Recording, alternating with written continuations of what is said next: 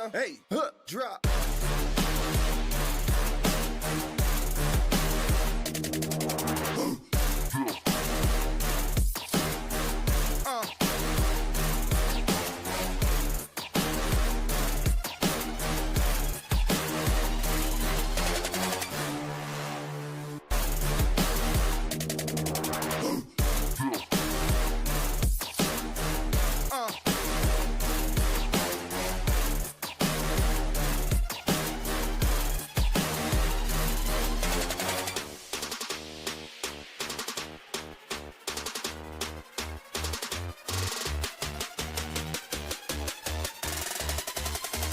Yeah, hey, drop.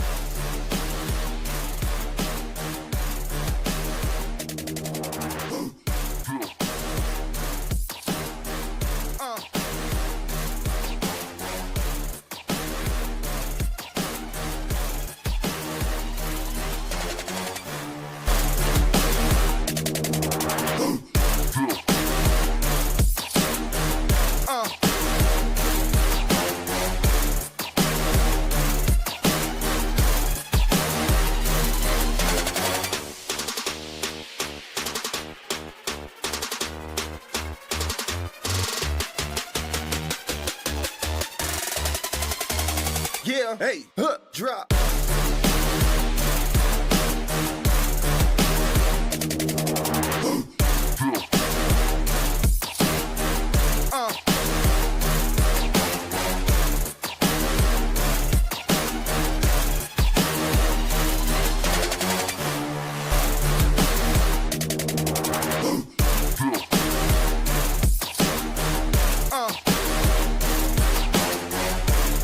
Every player on the ice has a 10-minute misconduct, among other penalties. I have never.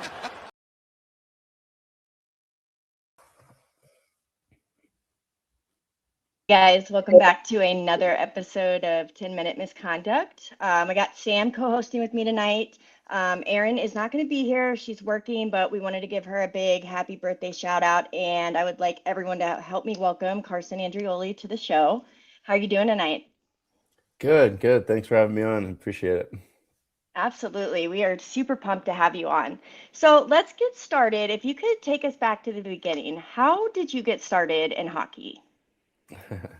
Yeah, absolutely. So, I mean, way back when I was probably 2 years old, um, my dad ended up putting me in skates, and that was the start of the journey. I think, as most of us longstanding hockey players, we pretty much have the same past with that kind of thing. So young, very young when we went in the skates, and the rest is kind of history, as they say. So, but Absolutely. yeah. And then you're from Toronto, Ontario, if I'm not mistaken. Yeah, that's correct. Now, are you actually from the city, or are you from like one of the suburbs? I'm from one of the boroughs of the city, so it's still considered in the city of Toronto, which is the funny. There's like always kind of that misconception about the city of Toronto. Some people say they're from the city when they're from the greater Toronto area, which involves cities or towns that surround Toronto. And then mostly when someone says they're from the city, they would be considered within the city limits, which includes like the boroughs of Toronto. I think there's around 7 boroughs of Toronto. Oh, wow. So yeah, a little tidbit there for you. No, it's definitely good. And calling them boroughs, I mean, here in the States, we call them suburbs. Yeah, I mean, they're the same. It's the same thing. That's just kind of mainly because some of them have borough in their name, like Scarborough. Although I'm from North York, which doesn't have borough in it, but Does everybody kind of come out playing hockey right away out of there, or is there another main sport? I'd say hockey or lacrosse. Lacrosse is pretty big. A lot of people in the city, kids in the city, play box lacrosse, which is inside of a hockey rink on concrete. I actually never played myself, but knew quite a few of my friends that did, and some ended up going on playing field lacrosse in college and that kind of thing. So I'd say that's probably another one. And like anywhere else, you got, I mean, because it's a big city. Other sports are fairly big, with the exception of football. Football isn't very big in the city of Toronto. Soccer, football, or American? American football. American football. I'd always Yeah. make sure with that one. Oh, we're in North America, so we call it football, right? And soccer. But sorry to all the Euros out there. I know football is the real name. So since we're talking back from the beginning of when you were playing hockey, can you talk to us about, do you have the memory of your first goal and do you still have the puck? I don't think I really remember the memory. I mean, I probably have the puck somewhere. Now I don't know if it's a puck or my goal from like house league or like kind of when you first start out, or I do know when I first started playing select, which is kind of like that first entry into competitive like travel hockey. Like that's kind of what the United States kids call it, is travel hockey, travel teams. We call it kind of select. I believe I have the puck from that, and if I'm not mistaken, um, the goal was kind of like, I think I kind of caught it on a breakaway somehow and went down and ended up, I'm not sure how I put it in the net, but it went in. So, and the age old thing is, they don't ask how, they ask how many, I guess. So I don't truly remember how it went in, but I think that was the first big one, at least, first important one. Yeah. The importance too. Yeah, that's right. First one that matters to me. Yeah, exactly. See you play right wing and stuff. Have you always wanted to play the forward or defense, or Yeah. play both? Or Funny thing is I was actually a defenseman pretty much my entire life, going up through minor hockey, and when I got into juniors, I switched to forward. I think I ended up doing a camp, a showcase camp for, I can't remember if it was multiple junior leagues in Ontario, or if it was just for the NOJHL, which is where I played juniors.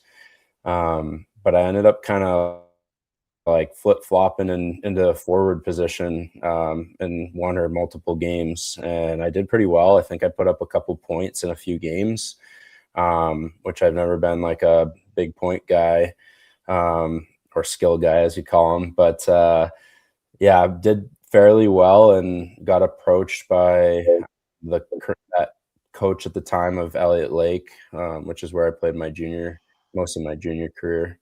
And then I played forward pretty much since then, with the exception of here and there. But yeah, pretty much was D growing up my whole life. My father was a defenseman, so he, Oh, okay. Wow. yeah, his influence was there with my career in that regard. Yeah, I think that makes you a huge asset to the team. I know there's a couple guys that can kind of play both ways. And have you had to play defense at all since you've been in the Fed? Yeah, I've actually played probably a third of the games this year as a defenseman. So been kind of a Swiss Army knife this year, helping the team out where need be. Yeah, but currently playing forward. So Yeah. do you But think yeah, go ahead, Sam. do you think there's more benefit essentially having a lot more skill played your career as a forward first and then defense, or defense like all the way and then becoming a forward? Which one do you think is gonna?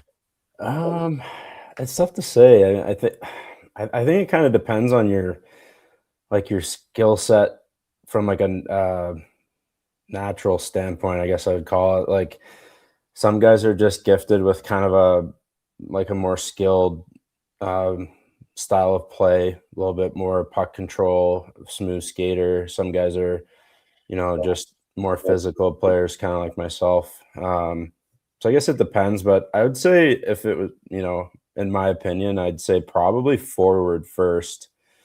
Um, in the sense that forward kind of gives you this like you're kind of forced to play with the puck more, control the puck more, protect the puck more.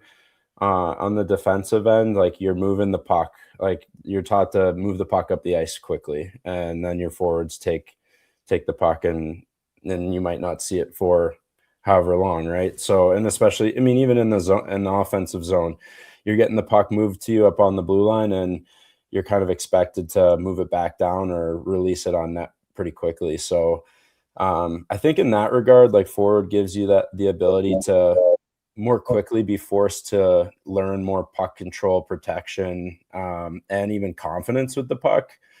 Um, but yeah, I mean, going back to D, like it definitely gives you like that bit more confidence to skate with the puck, from the defensive end, maybe kind of become an active defenseman off of the blue line in the O zone. So, if it were up to my own opinion, I would say that would probably be beneficial. But I mean, hey, there's probably positives to either or. So Yeah.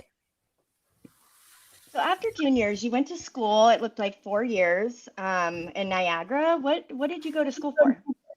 I ended up going to school for sports management and operations.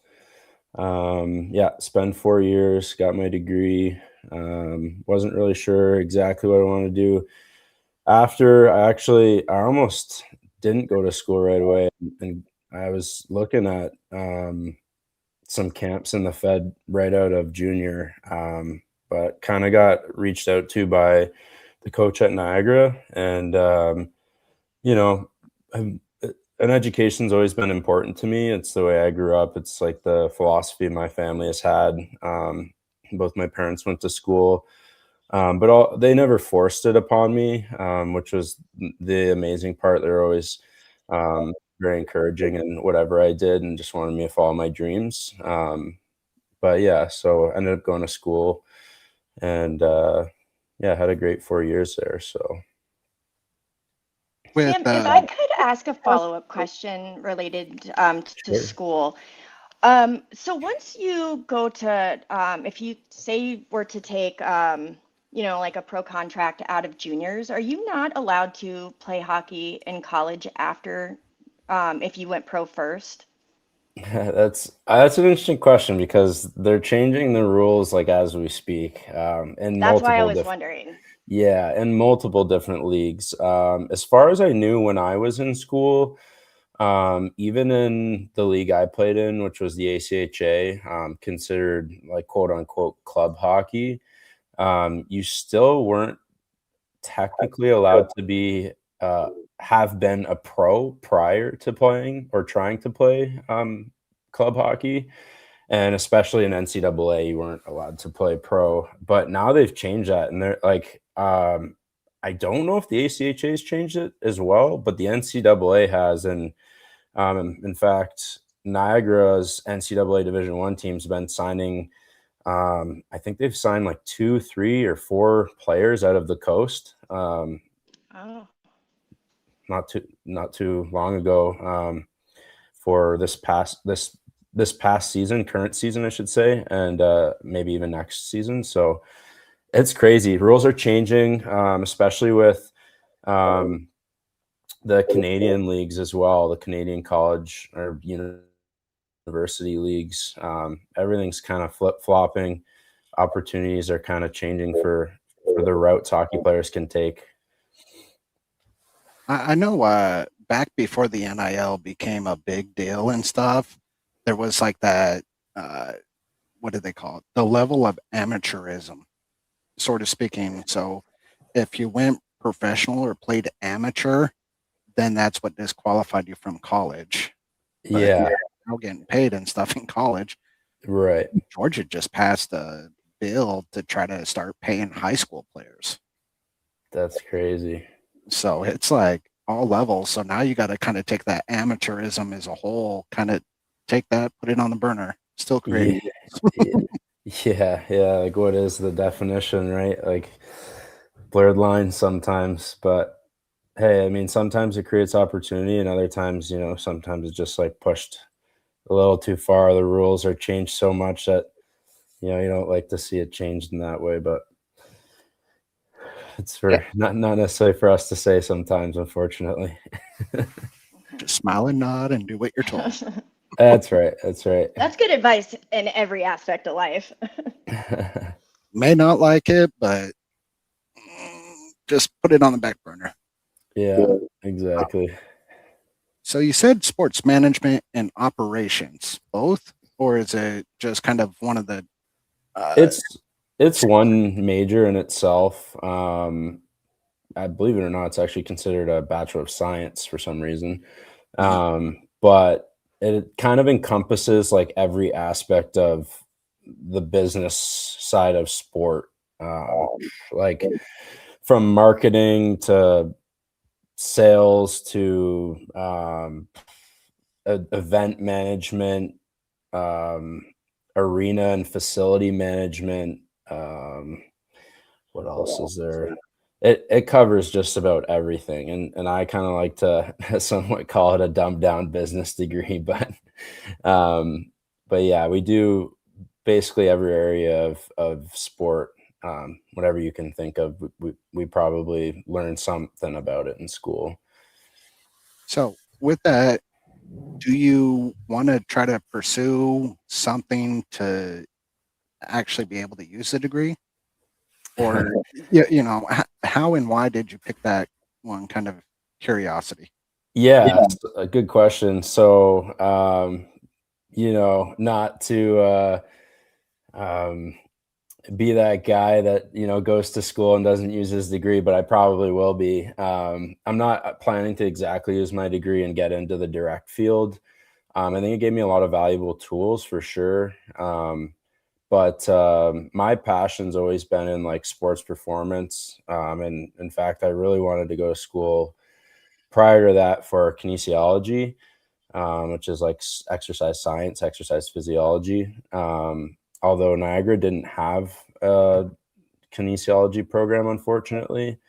I was looking at some other schools, but it kind of just ended up coming down to, do I want to keep playing hockey and do I want to get a degree while doing it?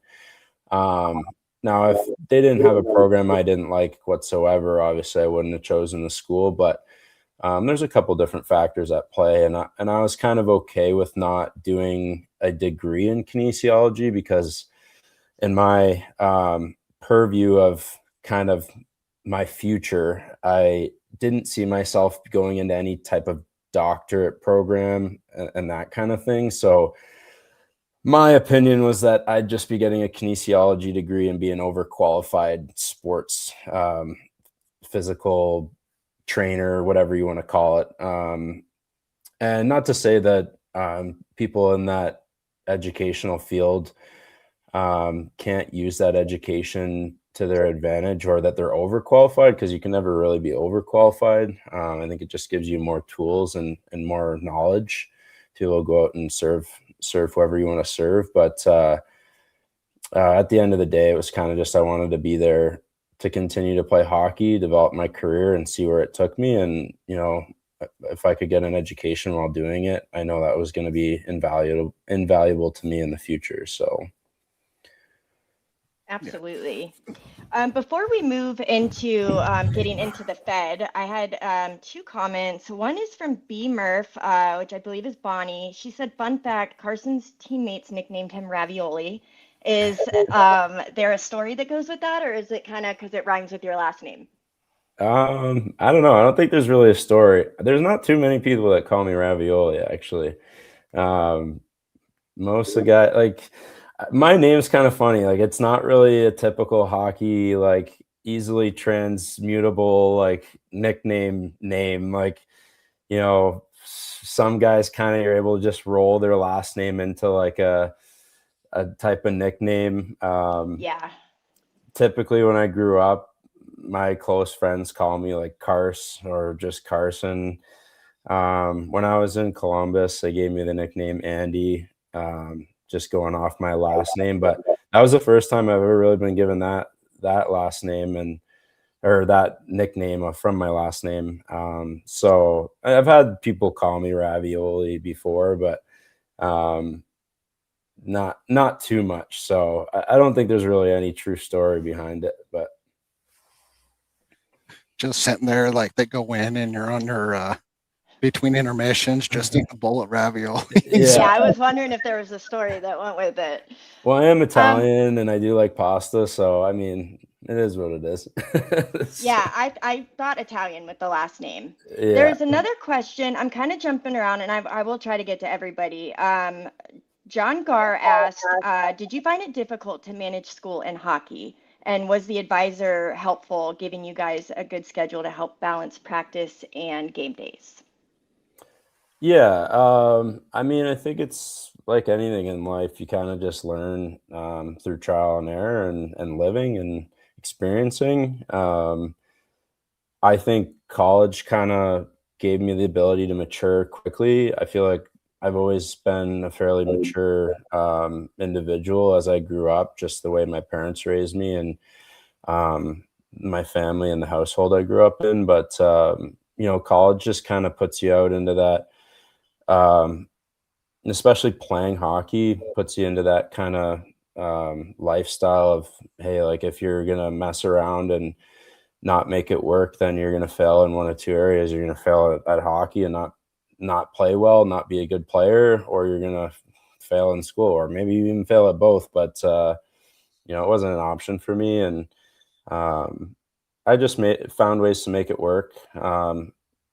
Just like anyone, I'm human, I'm normal. I procrastinate. I slacked off here and there, but I've always just kind of been a pretty hard worker regardless, and just kind of balance it out, getting things done. And I'd say, like, for the most part, a good way to put it would be like, we only practiced with our team like 3 days a week. So most of the week was, school focused, with the exception of practices, which we normally had like in the morning. And then the weekends were kind of hockey.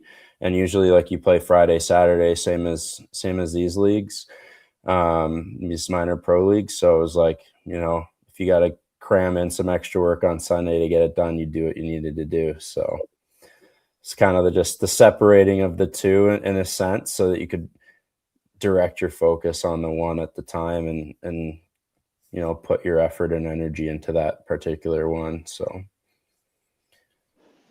I know sometimes you get some of those guys that also got to work. Were you one of those, or were you able to just concentrate on school and hockey? a little bit of both. I worked a little bit in college, doing some hockey development, on ice hockey development with a local guy in the area.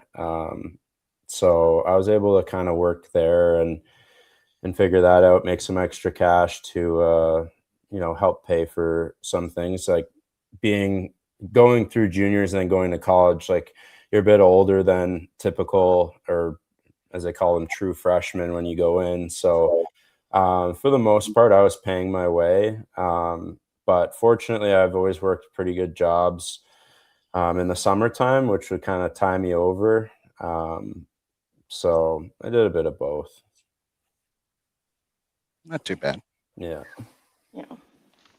So fast forward to your Fed days. You're now Bobcat and you wear a letter for them. What is one of your favorite things about playing for Blue Ridge? Oh man, it's hard to pinpoint one thing. I think my favorite thing has honestly just been being part of the growth of the team. I wasn't there from the inception, obviously, in its first year, which was also my first pro year. I was traded there with 5 weeks left in the season, my first pro season, their inaugural season. And so I kind of had a little piece in it, but other than that, I've been there every step of the way, and it's been really cool to help this team grow in the community and be a part of that. It feels really special. So I'd say that's probably my favorite part of it. Kind of just feeling like I'm a piece of the growing puzzle. So I will say definitely the first year, kind of like watching the stream and seeing what their barn looked like at the very beginning and like where it's gone to like now, Oh yeah. they've taken a lot of strides and have really improved it. And like it shows like they're actually invested in the team and to the players and everything. So I mean, I will say, and you get to live and see it. Yeah. Oh yeah, it's incredible. And that, yeah, like I said, it's cool. Like I'm right here. I'm experiencing it myself. So like not only is everyone else getting to see it grow, but I'm getting to see it grow as I'm a part of it, which is like super cool. So Man, that's awesome. I'm going to jump over. Autumn had asked, "Do you have any pregame rituals, or know any guys on the team with the most interesting ones?" that's a good question. I I don't know if I'd call them rituals. I'm not super superstitious or stitious, some people call it. It's just But I do have a routine that I like to kind of stick to, and more than anything, like as an athlete, it just kind of helps you with like your mental part of the game. Staying on routine just keeps you in the loop, keeps you zoned in. So nothing super special. Just making sure I'm rested and that I'm getting the proper nutrition I need. Especially being like sports performance coach. I'm kind of huge into that, making sure nutrition and everything's on point. It's a big part of being a high performing athlete. So, and other than that, just letting the preparation of the week and everything prior to that do the work for itself. So, as far as anyone else on the team, I can't say that I know of any extremely out there routines or rituals. So, sorry, Autumn. No, no you know, special information for you. speaking of nutrition, it wasn't until I became a billet that I realized the amount of calories that you guys burn in a day. I know the average diet, it's like a 2,000 calorie, whatever. But for a hockey player, would you say that it's probably closer to maybe 5,000 is what you guys would need on an average day of practice or game day?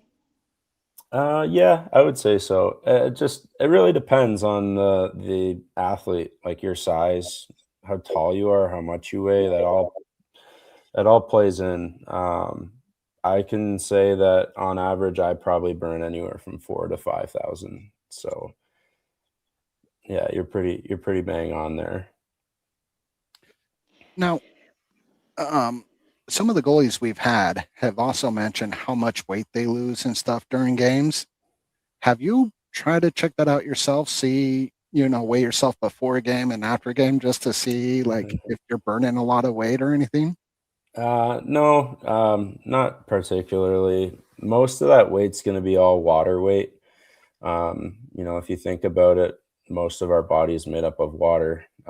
Your muscles need it to function. And in fact, when you get dehydrated, that's why you normally feel like crap and you get headaches and all that kind of stuff because you don't have enough water within your muscles and your cells to function at, a high rate, especially being an athlete, you need even more so.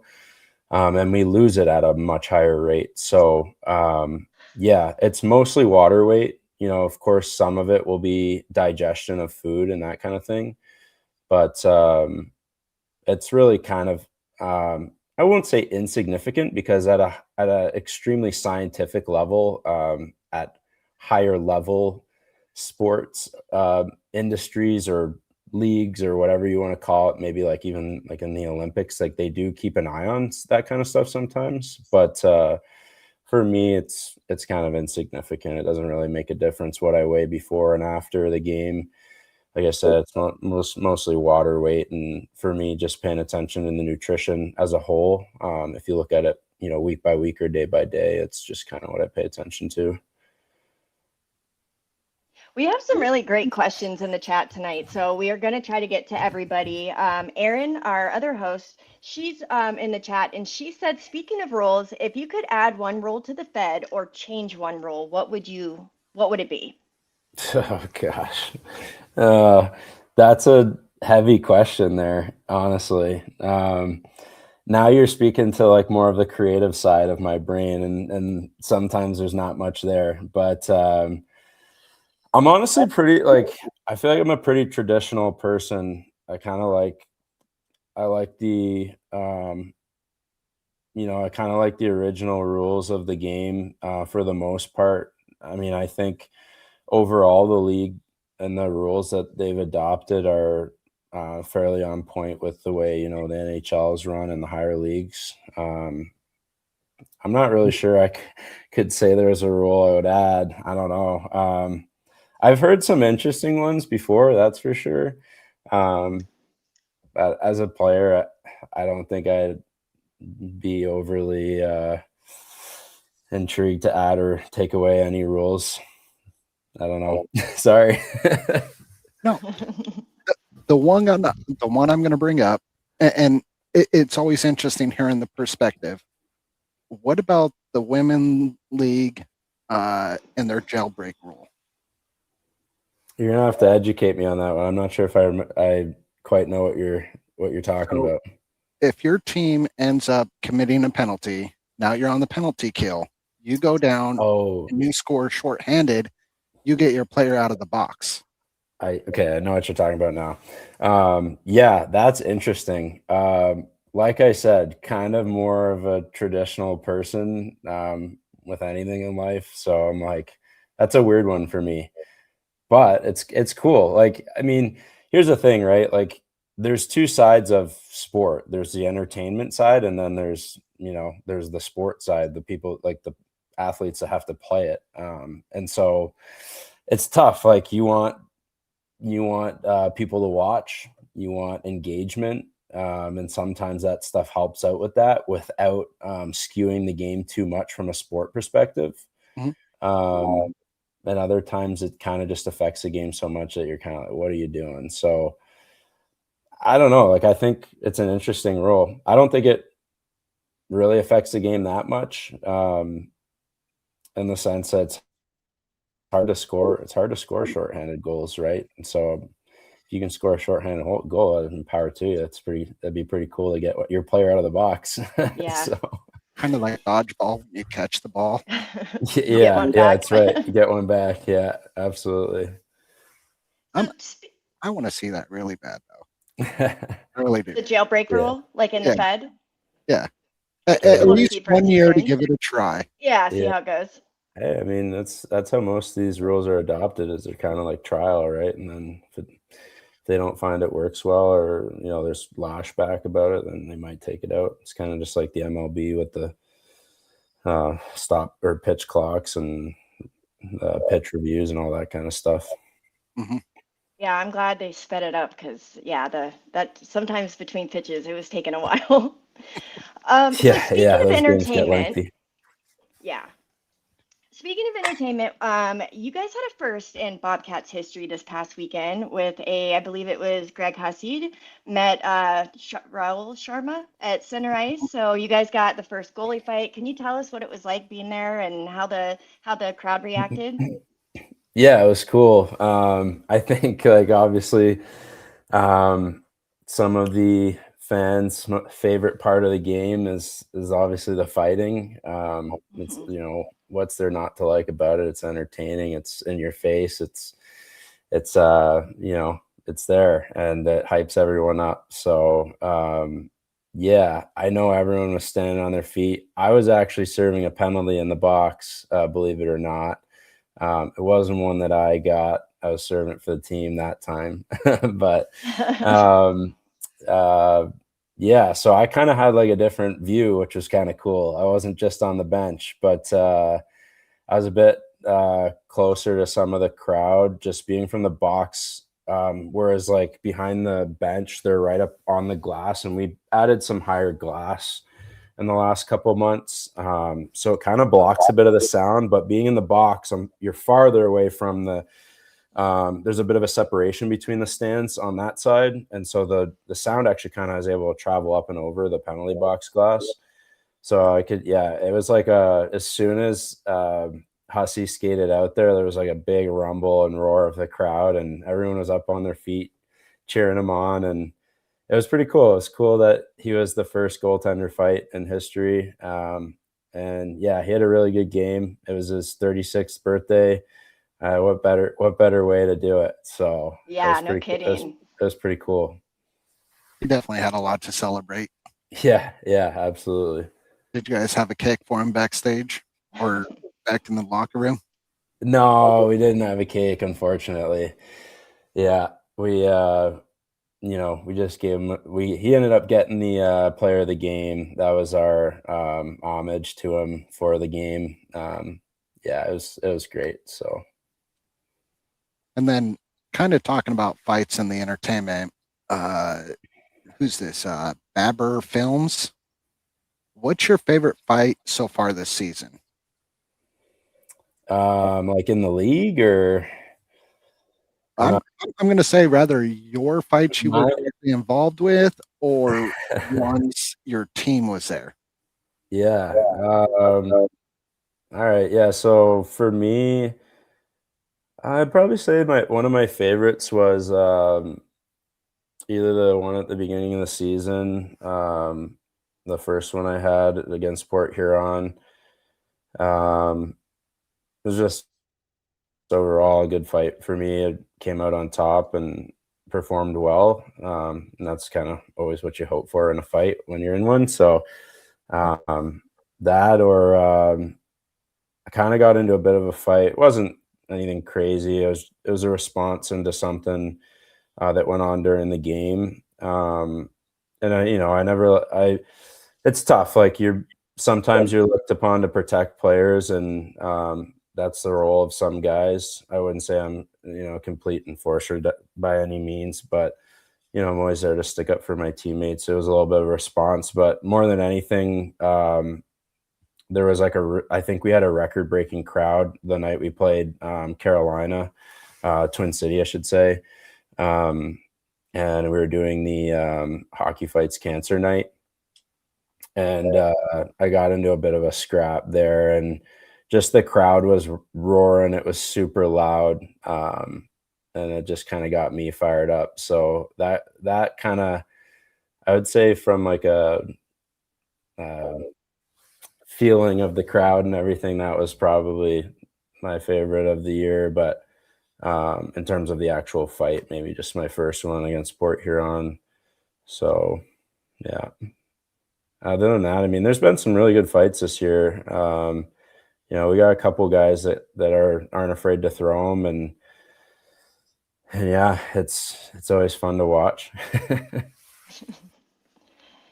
Could you tell us what's on your hockey bucket list? Is there something that you want to do before you retire, that a goal you want to meet, or like a Gordie Howe hat trick, or just something that you want to do but haven't done yet? Yeah. I mean, it'd be a little cliche, but obviously winning a championship is up there, as for any player in any league. And honestly, just my whole goal in playing pro is, first off, I think it's a pretty cool thing to be able to say that you played some level of professional sport. I know to some people it's a lower level, but if you look from a statistical standpoint, now I don't know the actual numbers, but very few players in any sport or athletes in any sport go on to play professional in any regard. And so I'm proud to say that I'm a professional athlete. I think that's a pretty cool thing to say. It was always my goal just to go as far as I could go, push myself as far as I could. Like I said, being a sports performance coach, like that's what you kind of try to get out of other athletes. And so to get it out of yourself sometimes is hard, but as the ultimate goal is to go as far as possible. And so, yeah, just pushing as hard as I can. And we'll see where it takes me. I want to ask also, last year, your penalty in minutes like jumped dramatically over the last few years before that. Is there any particular reason why? Was it still like you had to try to prove something? Because that was the first year you had an A. So it's like, I'm Yeah. what brought. Yeah, no, I'll touch on it. So, my first year pro with Columbus, or I guess you can go even farther back. I mean, in juniors, it's tough. Like in the league I played in, especially, if you fought, you got kicked out for the rest of the game. And, it's always tough. Like, do you fight? Do you get yourself thrown out of the rest of the game? And I think there's even a rule that if you fought under the 10-minute mark in the third, that you get suspended for an additional game. And so there's pretty strict rules in our league about it. So I was never really super keen on getting ejected from the game. I'd say in juniors, I was still developing quite a bit. And so I was just happy to be in the lineup and getting minutes. Um, and I never really saw it as that I needed to fight to try to progress my career early on, and even now. But as I got into college, you're not allowed to fight in college.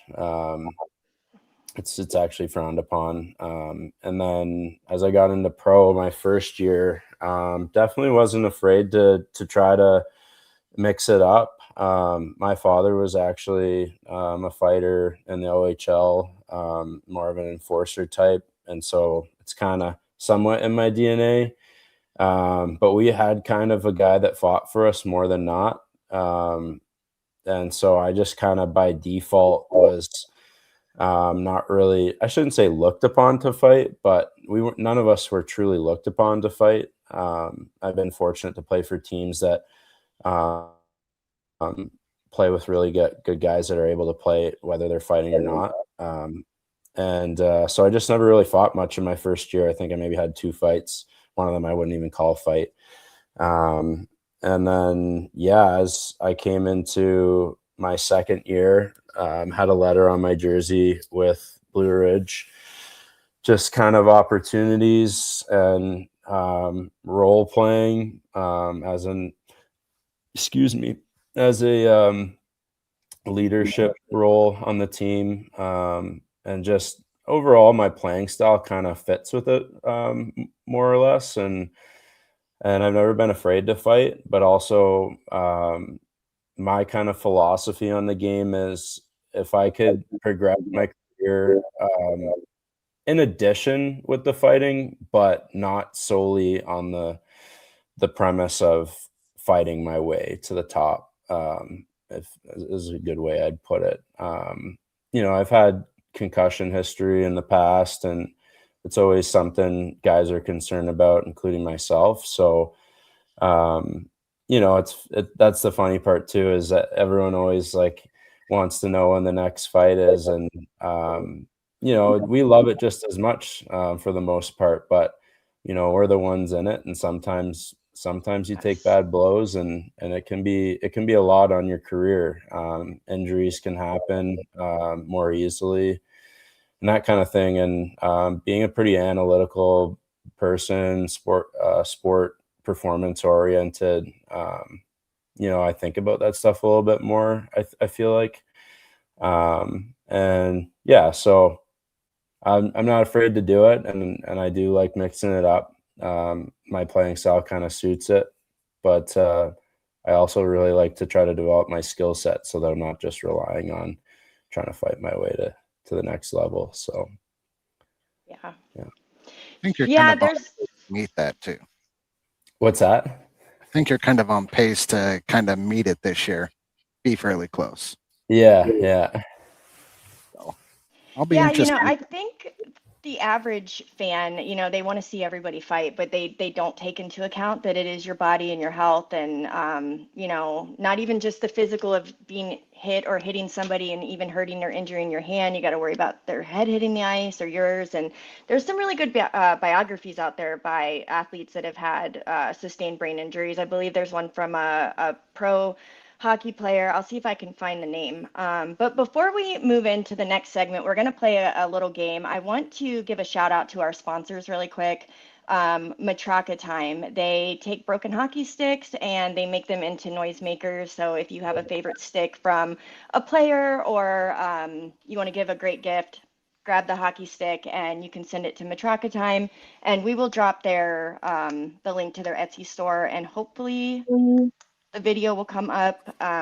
We're traveling, so unfortunately my Wi-Fi is not great, and so if that affects playing our video tonight, sorry to Matraca Time, and that will also let me know if we can play our game. So while we wait for that, let's just go ahead and Sam, if you could do one more question, and I will find out if we can make the game happen.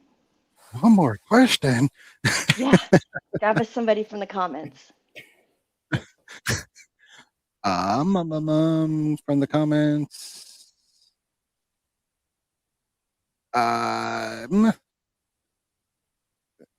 I'll go Barber Films again. Going into the final stretch of the regular season, have you changed anything in your training and recovery? Great question. The answer is yes. Lots of things change throughout the year.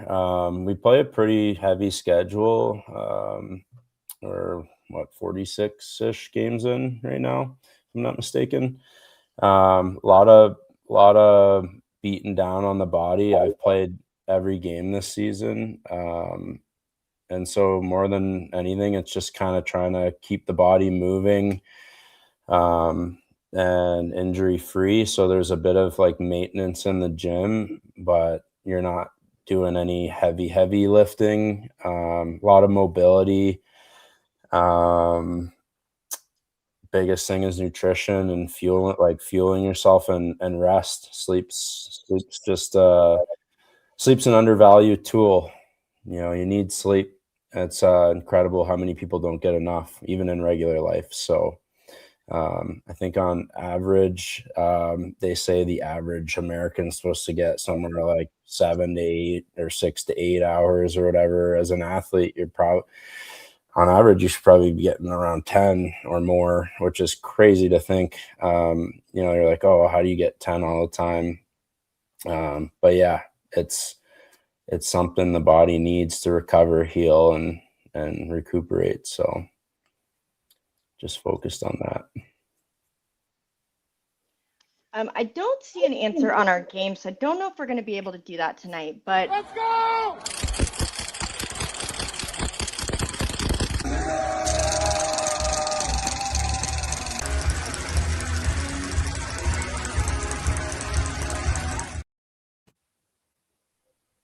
there we go. Okay. Those are So, cool. I've seen you guys yeah. use those in Columbus, actually. Super Yeah, cool. Sam. Yeah, I love my matraca. I don't go to a game without it. So the next segment we're gonna do, we are gonna show you a piece of a logo. There'll be current logos in the Fed and then one extra. So we just want to see if you can guess whose logo is. So we'll go ahead and roll with the first one. Give us just a second for it to load. There we go. That's Twin City. There we go. All right, setting the standard high. Oh gosh, that's a hard one. Some of them are a little tough. Watertown, maybe. I'm just kind of guessing off the color. I feel like it's not, but I don't know. Oh yeah, PD. Yeah, Buck. Yeah, there you go. That's Indiana, I believe. There we go.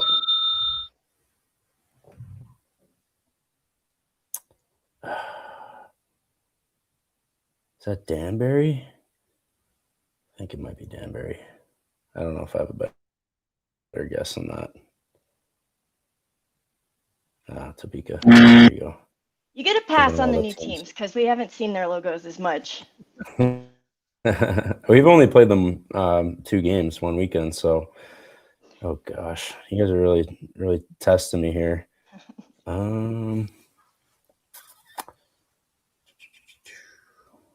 team could that be?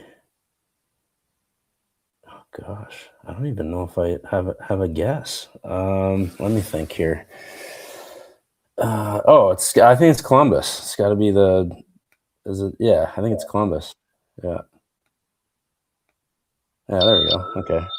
I just had to I think think about you that and one for only a one minute. other have been able to get that right. Yeah. Kind of clicked with a claw on my head for a second. Oh gosh, what is that?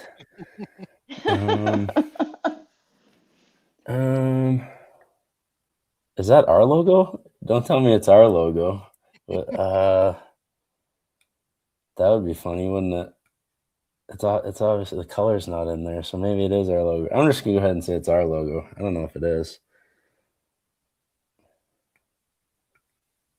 Oh, look at that. I was thinking maybe it could be like a tooth or something of some sort, but Well, I mean, if you look, it's kind of like the thumb and the nail.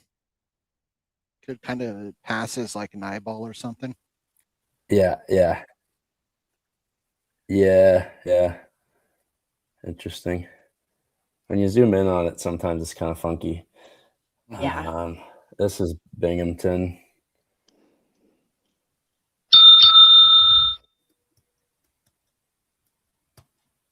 Oh gosh.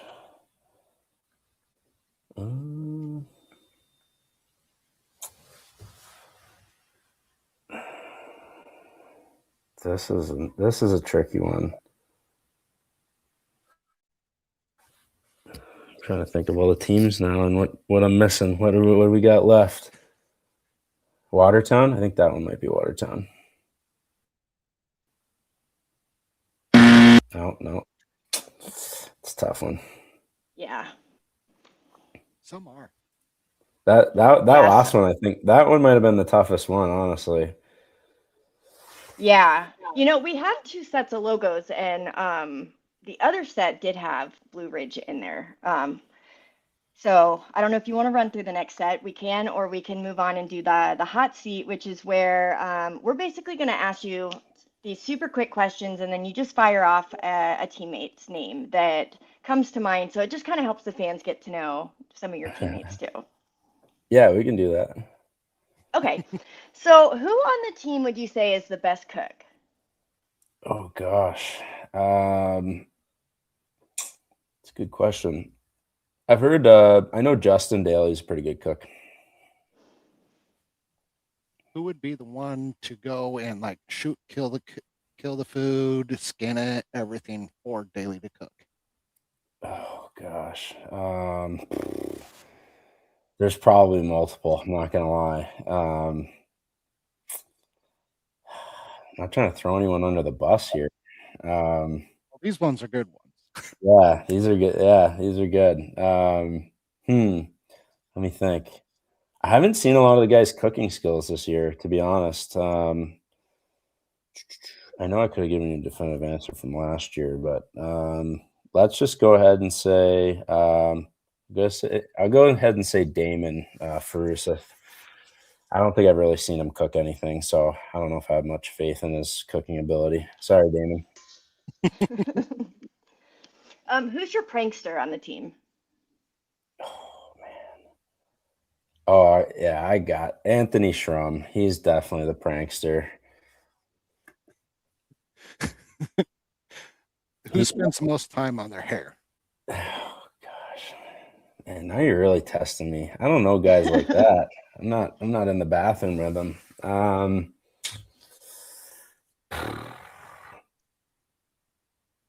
Honestly, I don't know if there's a good answer for that. Maybe Brandon Reller. But I don't even think he does much, to be honest. We don't really have any guys that are like crazy about that kind of stuff, to be honest. So I don't know. I'm not, that's for sure. Yeah. Who's the one on the team that's always singing or in a good mood? Always singing and always in a good mood. Robin Erickson or Anthony Schrum, I would say. Yeah. Robin's kind of the music guy. He knows of just about every song. If you play it, he probably knows what it is. Kind of your little DJ. Yeah. Who is the biggest bookworm? It's a good question. It's tough. It's tough for some of these questions because some guys are kind of more private in their room. I know Philip Levac likes to read some books, so I'll go with him. What about the team's animal lover? Ooh, gosh,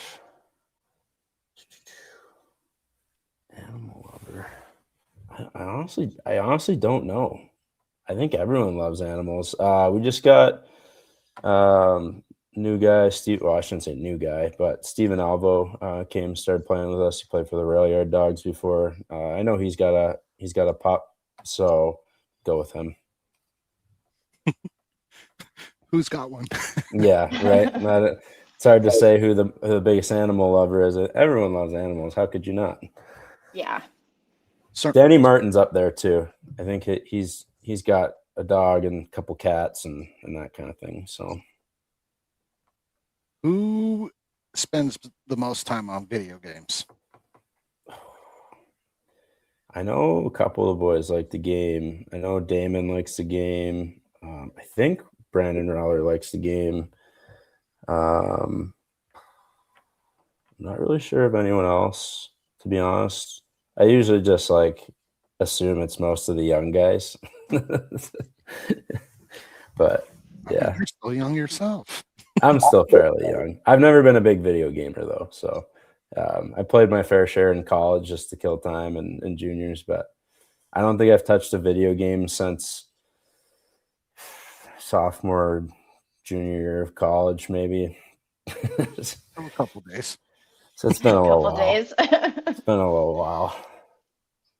So say you're in a jam, who are you going to call that is guaranteed going to answer? Oh, man. Who's always on their phone? Everyone these days. Yeah.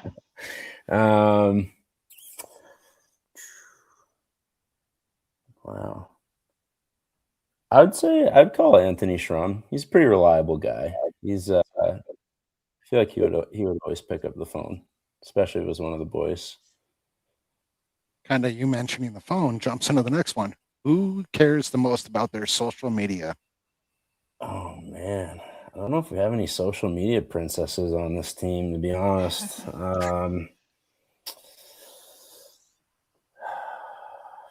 Yeah, I honestly couldn't tell you. It's funny. I like to try to do social media to grow business and promote stuff and that kind of thing. But in terms of being a social media person, I am absolutely not. I usually have to force myself to do it.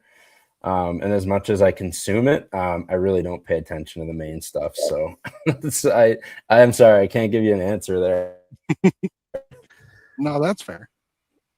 So we have a new question we're thinking about implementing. So I think you'll be one of the first we've asked. What's a conspiracy theory that you 100% believe in? Oh gosh, now you're putting me on the spot. There's so many. Mm-hmm. I'm gonna go ahead and say there's something more. There's something more to the pyramids. Yes, that's a great one. Yeah, I don't know. I mean, physics, right? I don't know. Those. I think they're granite blocks. They're granite or some kind of extremely dense stone, and they're huge. How are they one cutting and extracting those from the earth is the first question. And how the hell are they moving them? Excuse my French. Oh no, that's totally welcomed here. And did you see that they recently found these coils that go down hundreds of feet underneath the pyramid, and somehow they attach to I don't know if it's an aquifer or some type of water or underground water source. So that was like I think the newest finding on the pyramids, and like I think in the last year or so. That's crazy. Yeah, I mean, my philosophy behind all that stuff is there is like so much stuff that we do not know and we'll never know and we'll never have a grasp on. And so we can think about it all we want, but sometimes it's better just to live your life. Not worry about it. Some people worry about it way too much. I like to indulge it Yeah. for comedy or good conversation or what ifs, but I don't really get too tied up in it. Yeah. So Understood. two things with the pyramids that I do agree. I think there's a lot more. But number one, I want to see what they were like in their prime, like the Yeah, actual color, because there's also the myth that the Great Pyramid of Giza had a golden tip and everything. Like, I would definitely want to go back in time to be able to see what it really looked like. yeah. Oh man, absolutely. That'd be so cool. I mean, even just the fact that they're like still in a pyramid shape. I mean, obviously they're made out of extremely large, dense stone, but how many thousands of years have they been around? It's crazy. Yeah. And if they were just the tips of the obelisk, Oh wow. That's trippy to think about. my bad. Bonnie in the Lots of comments said aliens made the things. pyramids. Aliens? Well, Aliens. could have been. You never know. Maybe they could have moved it. We did do an alien night in Blue Ridge, and so some people definitely believe in aliens. I honestly don't have an opinion, but hey, if that's what floats your boat, that's what floats your boat. Well, since you mentioned Alien Night, did you have a favorite specialty night, either this season or since you've been in Blue Ridge? That's a good question too. I don't know. I think honestly, any of the nights that stand for like just a really good cause, cancer night. We've done autism awareness. I'm sure I'm forgetting one, but those are always great because they're not just a cool specialty jersey that looks cool when we play in them. The best part is we can auction them off and put the money towards that cause, and you feel like you're playing for something a little bit greater than yourself and anyone else. So that's always a really cool thing. Yeah, Absolutely. I love that. Okay, so we really appreciate you coming on. We have one more question. We'll let Sam wrap it up with our weekly question, but we just want to wish you the best of luck heading into playoffs. I know you guys are really close with the Pika, so I hope that you guys go far in playoffs and represent the Empire well. And Sam, do you want to send us home? Does pineapple belong on pizza? No, absolutely not. Absolutely not. Like I said, traditional. I'm an Italian. Ask any Italian if they think any real Italian. I wouldn't, and I'll say that sparingly because I'm not fully Italian either. So, but I do like my Italian heritage, and any actual Italian will probably look up in disgust if you ask them if pineapple belongs in pizza. Doesn't mean I haven't had it, but yeah, no, got to go traditional there. No pineapple on pizza. Okay, so before we head out, can you give us insight on what your go-to pizza would be? Just pepperoni. Straight up pep and cheese. Straight up pep and cheese. Yeah, like I said, traditional. I mean, I like toppings on there. I'm not gonna lie. I'm a foodie. I eat everything, so that's why I said I have had pineapple on pizza. So don't roast me in the comments, please. But yeah, traditional is always go to. If I could throw some mushrooms, onions, sometimes throw an extra. I mean, if you're going kind of Italian, you can throw some like prosciutto on there. some Okay. capicola or something like that. That's always pretty good. So yeah, that's my. You know, we had a player on not too long ago, Kevin. He's Hungarian. And do you remember what kind of pizza he ended up making? We talked about this and his favorite Hungarian dish. I can't remember what it's called, but he said he was going to try it on pizza, and sure enough, within a week he messaged us to let us know. Do you remember, Sam? Oh my I think it gosh, started it's with like a the name P. for there. It was chicken. Papa, some I don't remember, but yeah. Anyway, I just thought that was interesting. So thank you again so much for coming on the Oh, show. You've been great, and we'd love to have you back on anytime. yeah, thanks so much for having me. I really appreciate it. It's been a lot of fun. So thank Good. you. Do All you want right. to You say have a anything great to one. the fans before you go? Yeah. Yeah, sure. Thanks. Thanks to everyone who came on and listened and who continues to support me and the team. We're making a good push here and, hope to perform well for everybody. And yeah, hope to see you at the games. All right. All right. With that being said, we're going to wrap up, but you have a good night, and we will catch you guys next Wednesday. Bye. Bye.